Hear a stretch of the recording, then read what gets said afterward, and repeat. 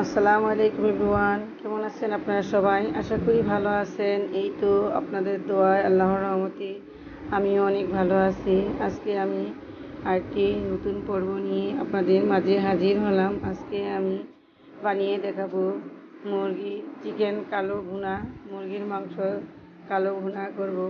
চলুন তাহলে দেখি কী কী উপকরণ লাগে।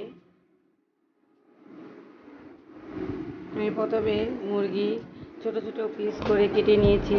এখানে একটি বলে নিয়ে নিলাম মুরগির মাংসগুলো। আর এদিকে আমি ঘরে তৈরি করে নিব কিছু মশলা।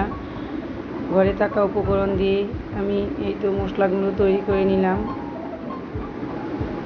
এখানে আমি মশলাগুলো মাংসর সাথে মিক্স করে নিব।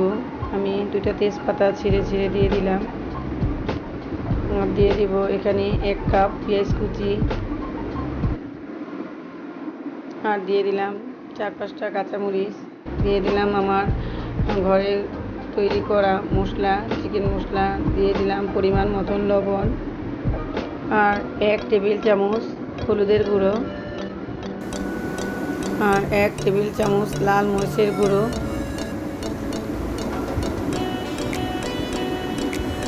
আর দিয়ে দিব আমি 1 টেবিল চামচ আদা রসুন বাটা, আর দিয়ে দিব সাথে আমি পেঁয়াজ বেরেস্তা। আমি এটা পরিমাণ মতন তেল দিয়ে এটাকে ভালো করে মেখে নিব। ভালো করে মেখে নেওয়া শেষ। তখন আমি একটি প্যানে পরিমাণ মতন তেল দিয়ে নিলাম। তেলটা গরম হলে আমি মাংসগুলো ছেড়ে দেব। এটাকে আমি কোনো পানি ব্যবহার করব না। আমি এটাকে আস্তে আস্তে মিডিয়াম আঁচে জ্বালে এটাকে ভাজা ভাজা করে নিব। এখন আমার মাংস থেকে অলরেডি পানি উঠে গেছে, তাই আমি এটাকে ভালো করে নেড়ে চেড়ে নিলাম। হয়ে গেছে আমার মাংস ভুনো। আমি এখানে কিছু পেঁয়াজ বেরেস্তা দিয়ে নিলাম। এখন আমি এগুলো নামিয়ে নিব। তো সুন্দর কালার হয়েছে। আমি পরিবেশনের পালা। দেখুন কত সুন্দর হয়েছে। আমি পরিবেশন করে দেখাচ্ছি।